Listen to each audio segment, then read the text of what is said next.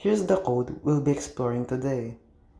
First, we define a struct called node. This struct has two members, an integer number which will store our value, and a pointer link that points to the next node.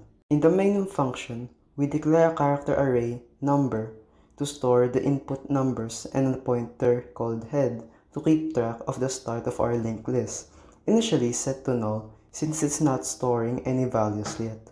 Let's add some code to get some user input and that finishes the second step. Now, let's build the linked list.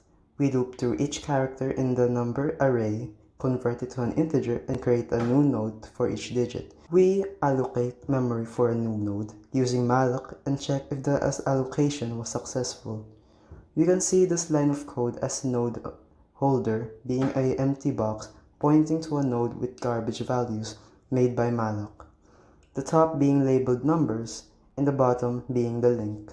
Next, we assign the integer value to the number field of the node and set the link field to null.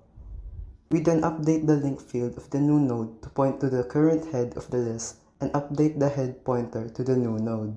Let's visualize how the linked list grows